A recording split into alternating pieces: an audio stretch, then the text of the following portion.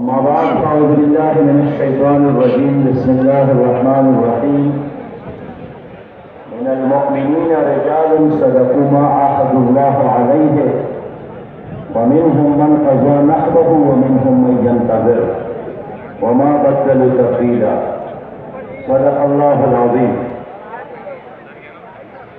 واجب الاحترام بھائیوں اور بزرگوں،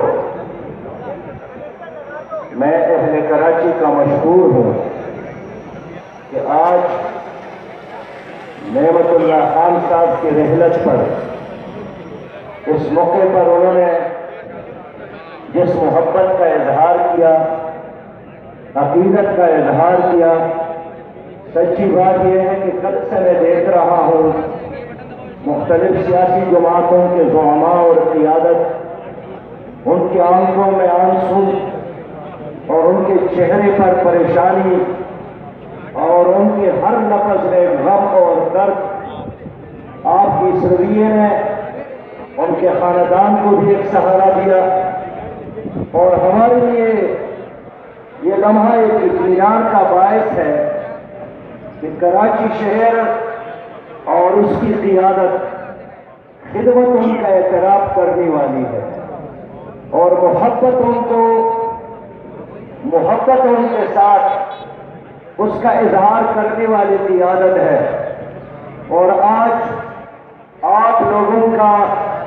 ان کے جنازے میں یہ شرکت جس انداز سے میں دیکھ رہا ہوں،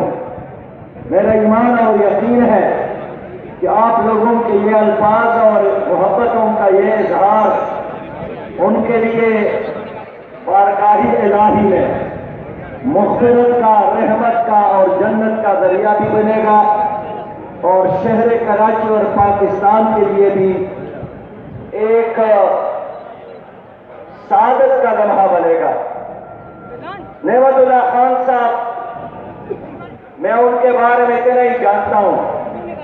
کہ ایک کارکن کی طور پر بھی وہ ایک مثالی شخصیت اور ایک طور پر بھی وہ ایک مثالی آدمی تھے. میں نے ان کو پڑاپا میں،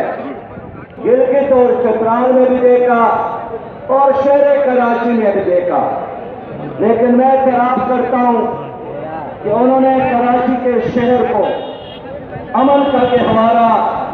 اور محبت ان کا گہوارہ بنانے کی کوشش کی اور وہ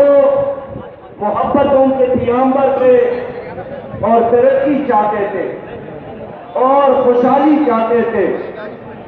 اس لیے ایک فرد نہیں تھے، وہ اپنی ذات میں ایک تحریک بھی تھے، ایک تنظیم بھی. اور کل سے ان کے بارے میں سن رہا ہوں کہ جب وہ اس شعر کے ناظم تھے تو انہوں نے رنگ اور نسل اور زبان اور تمام تر تعصبات سے بالا تر ہو کر